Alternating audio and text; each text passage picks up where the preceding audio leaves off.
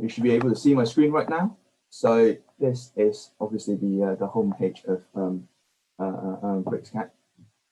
And today we're going to use this drawing called the main building, which I believe you may have seen in the previous sessions. So chapter 4, adding BIM data, main building start, open. If I could minimize these.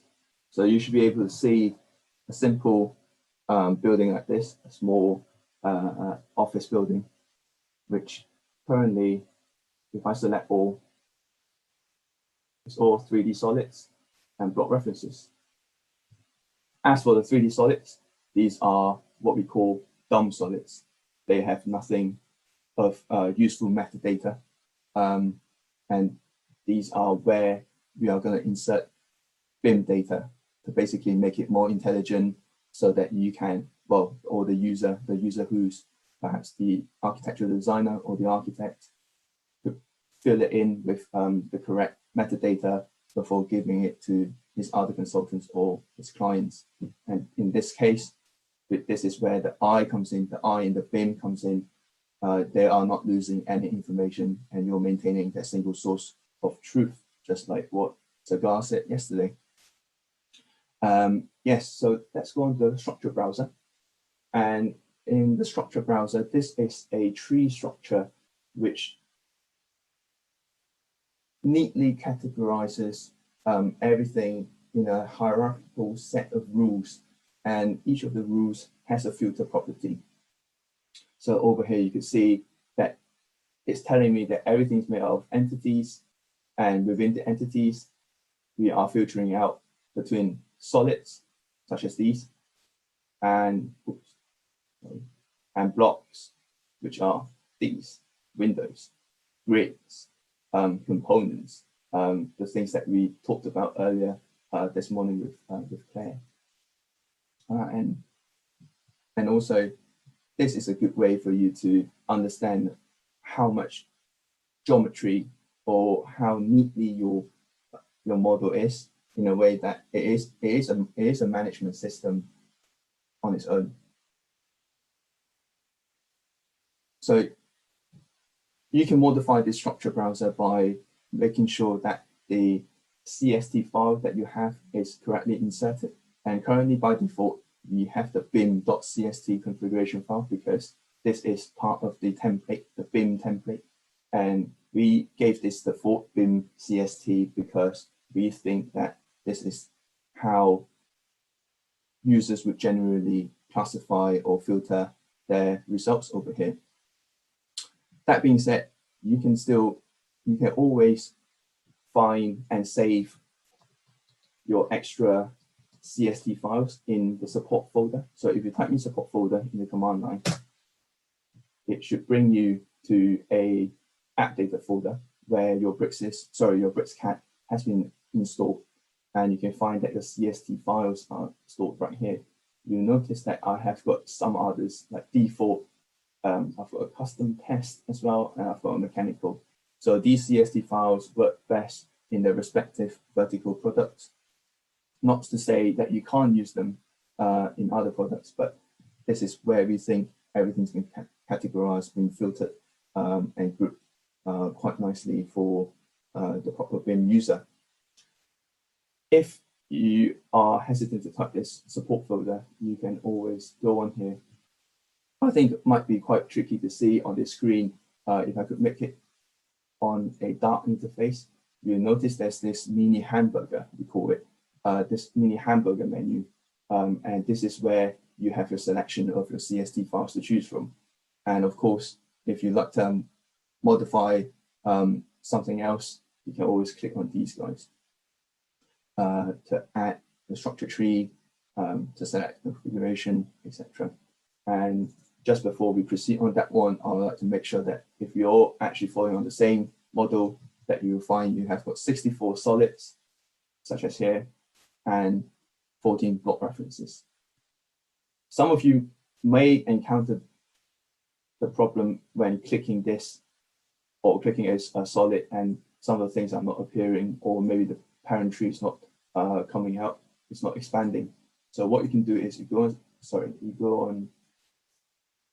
can double click here, go on the options, and you can quickly select entities when selected in tree. So this gives you the option to see which entity you're selecting on the structure browser. You can always tick these guys, and I'll usually have my expand parent in tree, so I can see the exact entity that I'm looking into. And when you're done, you can click OK. So this is one method to go into the configurator. Another way that you can go into is to obviously use this configure structure tree. So that brings you to the same thing. You can always double click this one to bring you the same file. And let's quickly begin by showing what Bimify can do. So I'm not sure if everyone's been keeping up to date with Bimify and the AI tools that BricsCAD BIM offers. So Bimify is something that the AI tool within BricsCAD does, and what it does is it automatically classifies entities, solids, and give them the correct or almost correct classification, BIM classification, usually in the IFC common database. You can do this manually, which I'm going to show you right now. So if I know these two elements are roofs, but currently they are considered as solids, as dumb solids that I mentioned earlier. And now I would like to tell them that they should belong to a roof classification. I can always go on to BIM in the quad menu and select the roof icon, such as this, classify as roof. So in the structure tree, you saw that those two solids I've selected immediately disappeared. And now they are now classified as building elements. They are not entities anymore because they are slightly more intelligent than the rest of the elements you can find over here. So if I click on the roof 2, because there are 2 elements, if I expand them, there you go. These are the 2 elements that I've just changed earlier. Now, you can do all these one by one, but it's going to take time, and you're not really making good use of the AI within BricsCAD. Therefore, this Bimify tool kicks in now. And what you can do here is I have clicked onto Bimify Advanced. And Bimify Advanced is a semi-automatic one where you can still give it some limitations as to how it should behave. You can, if you know this model is an architectural model, you can select architectural. But if you know that this model consists of both architectural models and also perhaps something you've brought in from the structural engineer, and now this is a hybrid model, a federated model, you can click on a mixed model. But usually you can just put auto detect, and the AI should be intelligent enough to know what's what. Ticking this gives that classification, that automatic classification, and you are giving that instruction to classify both solids and block references. Structural profiles as well will automatically will get classified into structures. You're giving it spaces, so spatial information, rooms, and with rooms, you can tell areas, volumes, etc. And of course, the most importantly, the views, your plans, the elevations, everything's created all automatically. Once I click OK, it should be a split-second job, and you can see all the calculations taking 0.32 seconds, and everything's done. Now I have got 5 plans, 4 elevations, and of course, you can always see them in the structure browser. I'm just going to close the building elements. I'm just going to collapse this one and let these sections do their job over here. So I have got 4 elevations, 5 plans that I mentioned, and everything's all classified. And if I could collapse this, expand this, 2 roofs, 5 slabs, 4 stairs, walls, and windows. Now you have what we call a BIM level 1 model, a 3D BIM model. So what is spatial locations? So spatial locations are something in BricsCAD BIM that allows the user to specify a building, its stories in a project. And it contains various information, like I said, like areas, volumes, etc.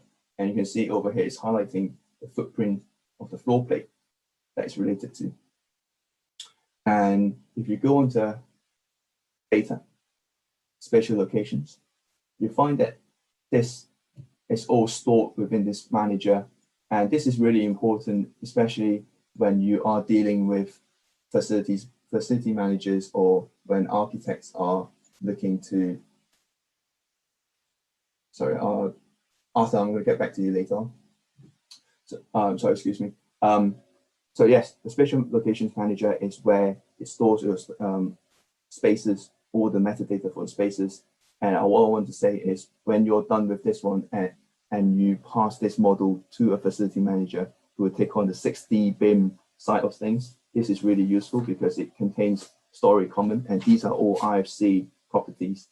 And it gives the idea whether this space, for example, is above the ground, is there entrance level, is it an automatic sprinkler protected place, etc., etc., etc. These are really important for facility managers in this case, and also perhaps for the building contractor to know where to install things and where he should be aware of, what he should be aware of, things like these. You can always change the name here.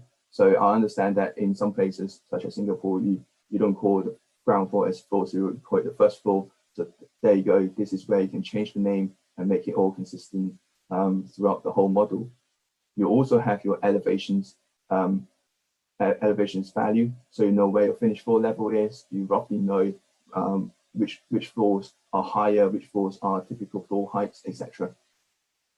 So this is a really important thing, and all these data that you can think of are usually stored within this data ribbon, and it's an easy place to navigate to. So with that said, now everything's all classified, and having said that, you can customize the structure browser. Let's get into it. Double click into the BIM. This is your structure tree, and I would like to, for example, change how I like to group things, or look at things, or even filter things out. And in this exercise, I think we're going to do simply the building elements, because you can do further filtering in spatial elements, sections, entities, etc., etc. You can do all entities within that's stored within the model, but in this instance, we're just going to focus on the building elements. So you can see that when things are being filtered, the first rule is taking the building element type. As you can see, roof, slab, stair, wall, window. That is the first rule that kicks in to filter it out. And then the BIM type could be something inside there, and what the difference within all of them is that the compositions are all none, and that was their common factor in this case. So if we go back to here and say, how about we add a property to make things easier, perhaps?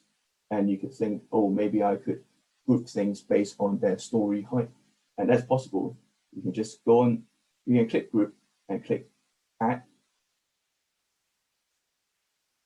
And story heights, because we're dealing with BIM now, you can go on the extensions, the BIM subgroup, and click on story, click OK, and it's right at the bottom.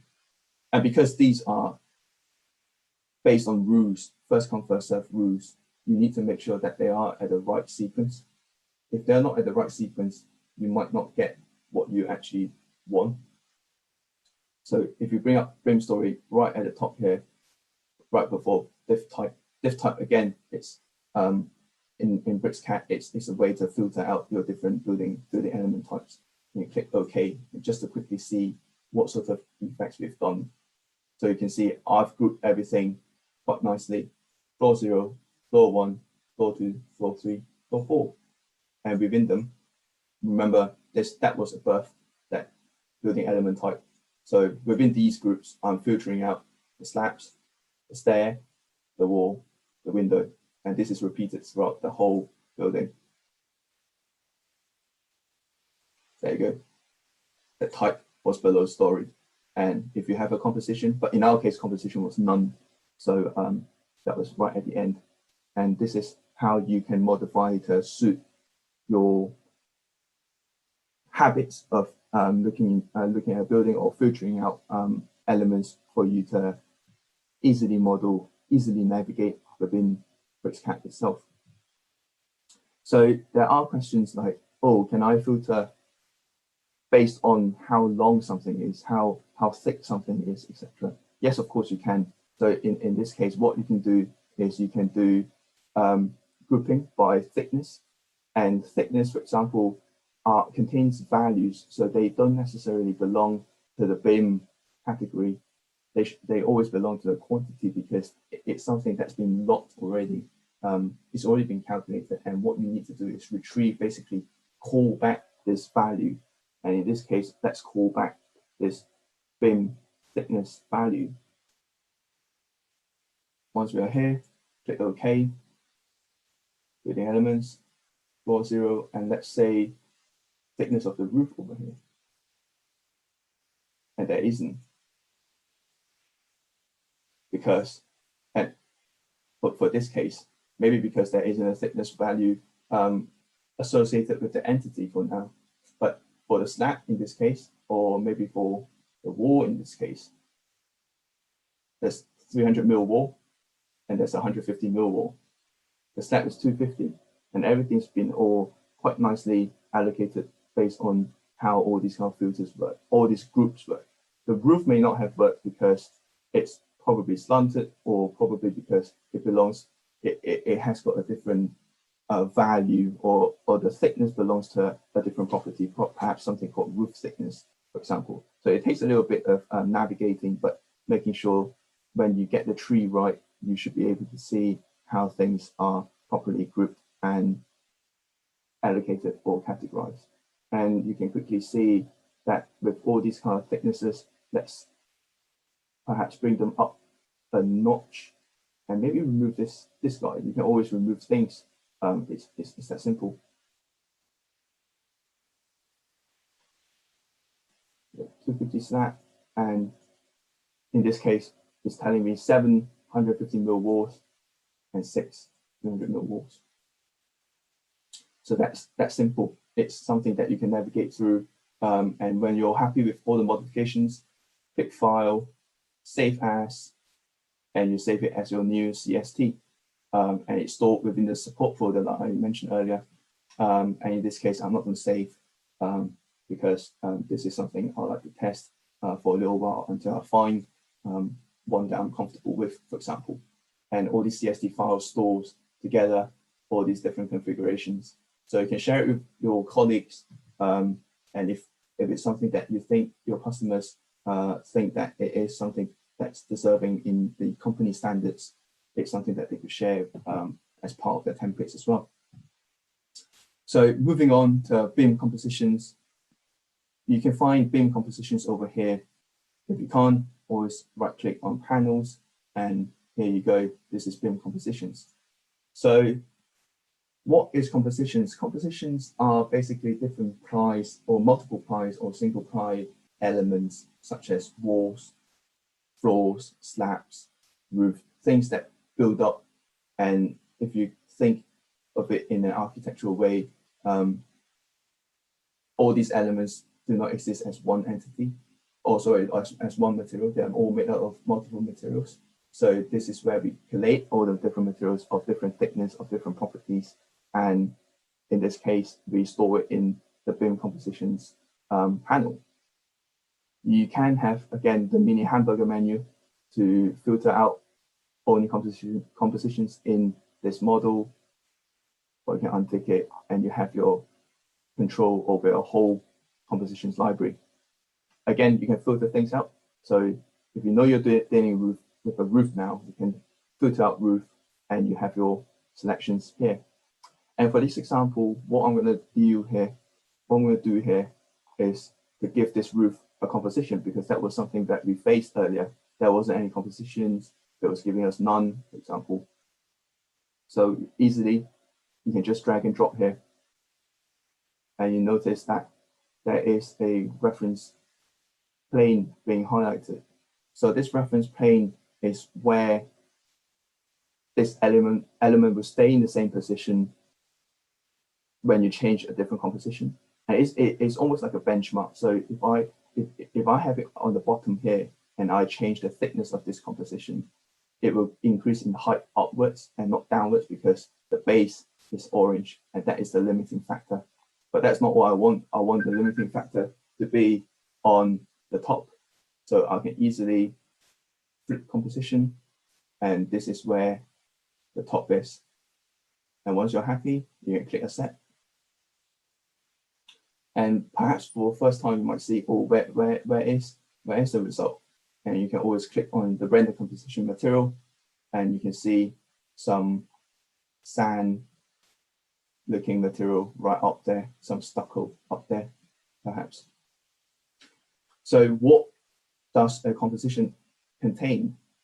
You can always double click into it, and you see that you have gravel right at the top, 50 mil of it.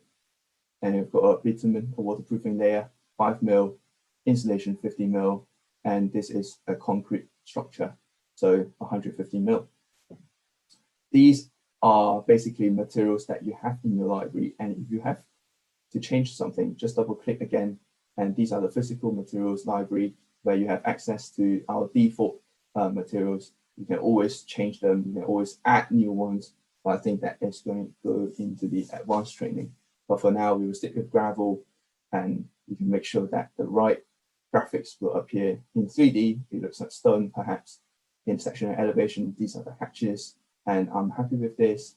You can add extra properties, whether this is an insulated layer, whether the thickness is usually 50. Extra information, like physical information, such as thermal conductivity. So you can do your calculations, your U values, you can export them to a schedule, and send it to the mechanical MEP engineers, for example. When you're happy, you click OK, and it's telling me it's going to be a 255 mil thick one. I'm happy with it. It's an exterior composition as well. And once you're done, click OK. And let's do the same thing over for this roof. You can. And if you're certain that you're going to do this, what you can do is you can find the other roof over here. Or in this case, I'm thinking maybe this story thing is not working too well for me. I'll just remove that one so that I can quickly select these two, find my roof, throw it in, and you notice I can immediately change multiple roofs at the same time. So this goes the same for, let's say, walls and roofs, walls and floor slabs and stuff. But before we go on to that, let's go on to the section and see. Excuse me.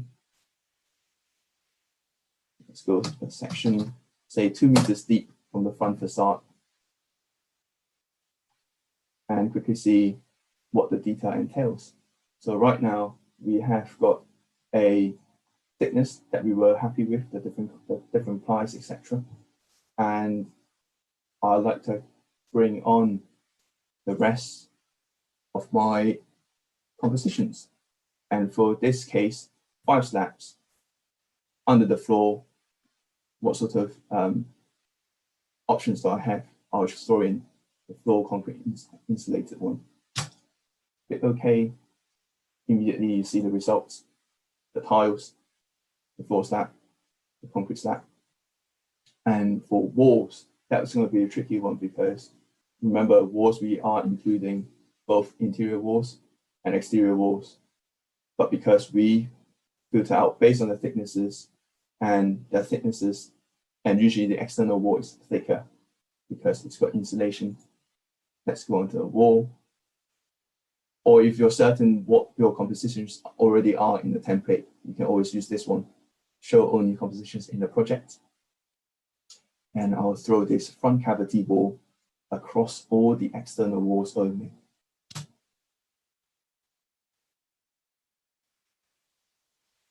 So we're dealing with 26 walls of different faces across different directions. Immediately you see the structural line, insulation line, the cavity, and the frontline bricks. And this is really helpful, especially as an architect, that you can quickly see where your window placement is. It's on the cold side of the wall, and this is really helpful. So this maintains a thermal line across the building, and this is how you know your spaces are warm, etc. And lastly, let's do the interior walls.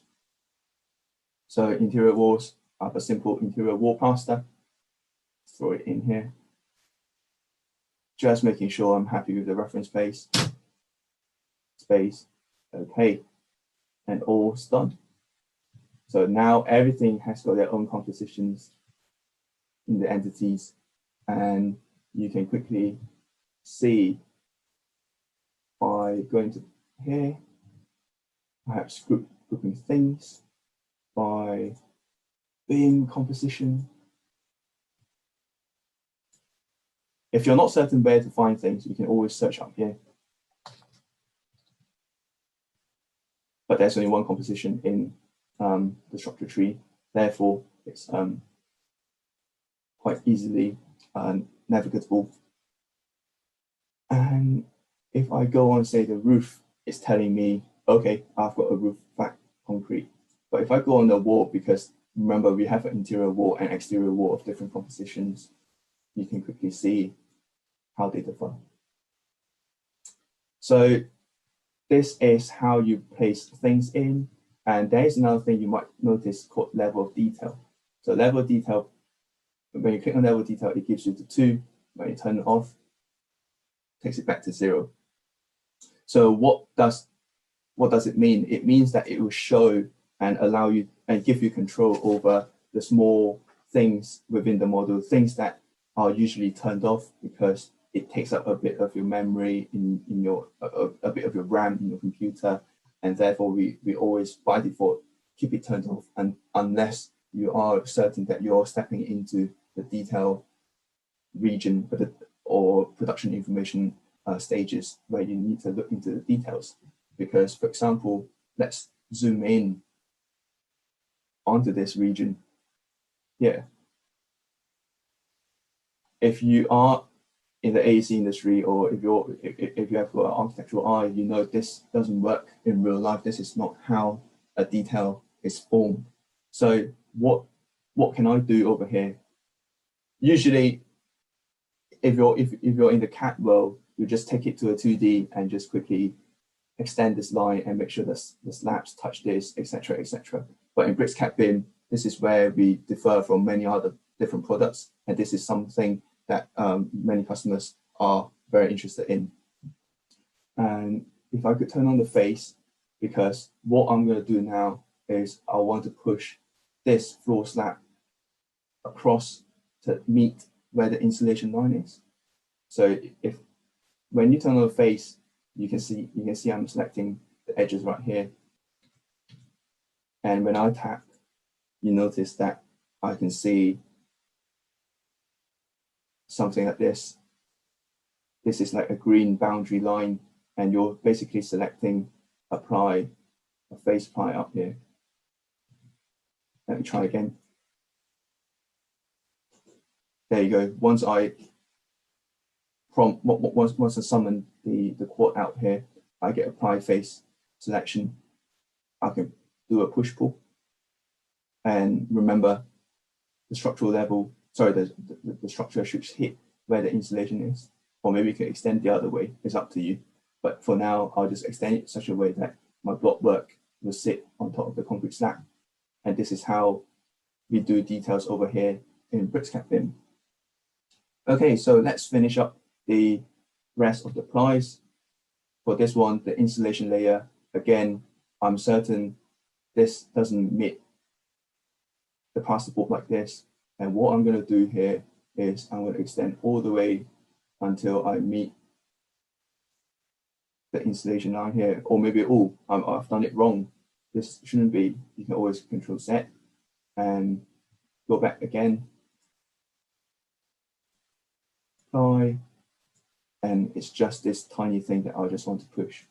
Similarly, you can do this for the screen. And now it makes a lot more sense. You've got your screen, basically Slack comes in, dot comes in, you pour the screen, sorry, put the installation down, you pour the screen, and you fill it up with your plasterboard or your plaster before you finish up with the tile.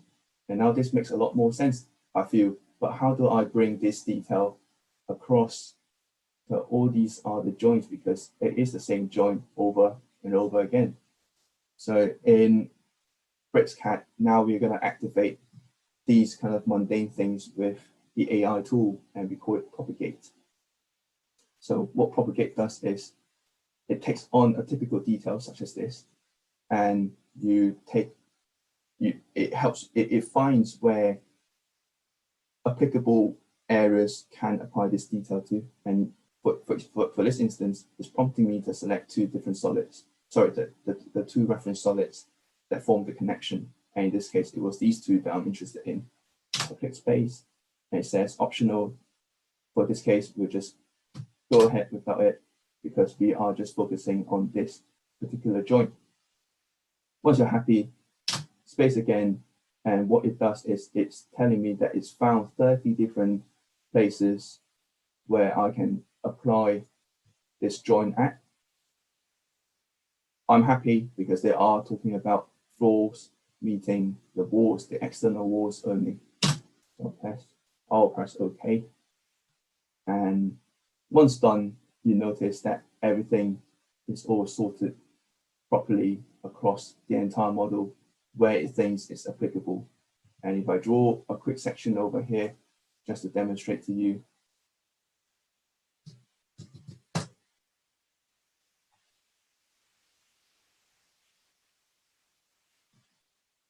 it's done all properly. Notice the roof wasn't done because, again, that is the roof, and that is the roof. We did not tell it to class. We did not tell the detail to go up there because this is just a floor to wall, not a roof to a wall. So that would belong to another detail that you can perhaps do it in your exercise later on. So this is properties. This is propagate, and what you can do for the next bit is you want to make sure that these entities contain the right properties. So what do I mean? I mean, click on one of the entities, go on this properties panel, and you can quickly see what they contain. You know, this is a slab, you know, this is on the 4th floor, you know, the thermal value, because that was based on the compositions that I talked about earlier. It quickly tells you what the K values, the R values, etc. are. And you can even see the ply in this case, if I could expand this one. You can see the first ply, which is 8 mil thick, that is referring to the floor tiles, and it's telling me all the different footprint area, etc.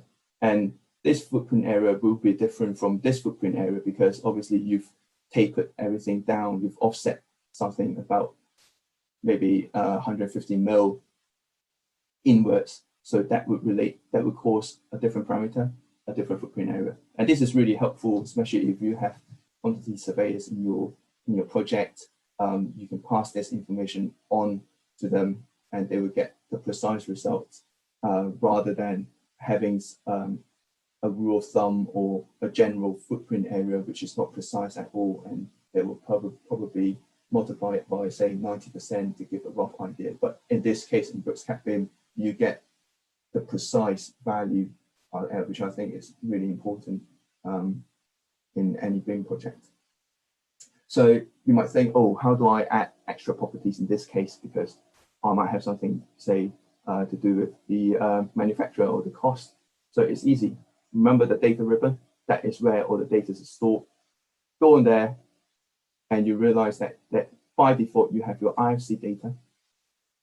These come already shipped in the model. So these are something that you can't change. It belongs to Building Smart, and these are things that have been regulated, so you can share it across other different consultants using different BIM authoring tools.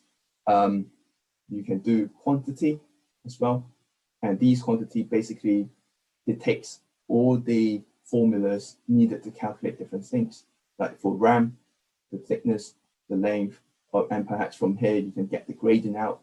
The things I talked about, the room quantity, you can get the height volume, and etc. etc.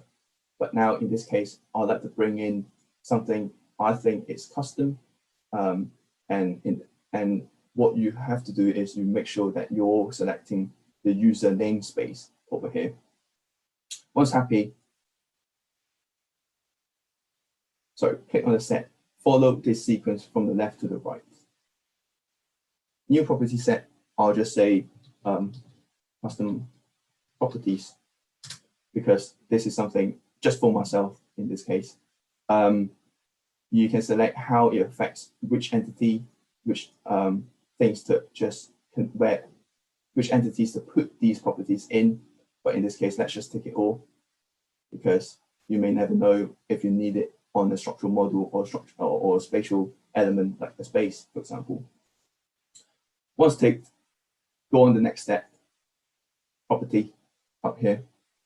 And in this case, I would say to bring something about cost. Another property that I think I might include is manufacturer's name, or manufacturer if you want. And you notice that in both these options, you have a string value, and these values can be changed accordingly. And you have only 4 options to do, and these are again regulated in a way that it's easy for someone else to mine these data out. Boolean is basically on or off. It's like true or false a decision. It's a binary decision. Integer it's a whole number, no decimals, etc. Real, any number, and string, any alphabets, like syntax. For cost, I'll put real. You never know if there's a decimal place at the end.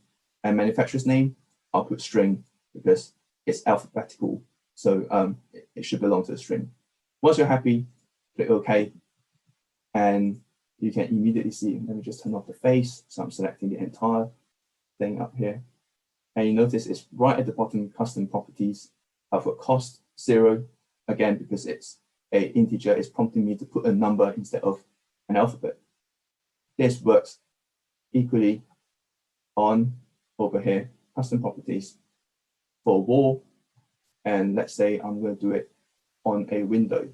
And one exercise that you can do later on is to select all the 10 windows up here, go on the properties, go on custom properties. If you know it's going to cost you 10,000 local units, maybe over here you should put how the units calculated. Maybe it's dollars per meter square or dollars per meter cube, etc. Just to make sure everyone is on the same page. And manufacturer, you can just say test Windows, and that is the manufacturer's name for this case. So yes, once you're done, you just click away or click enter, and you have all your and now you know how to bring in new properties, custom properties, how to filter them out, and yes, there you go.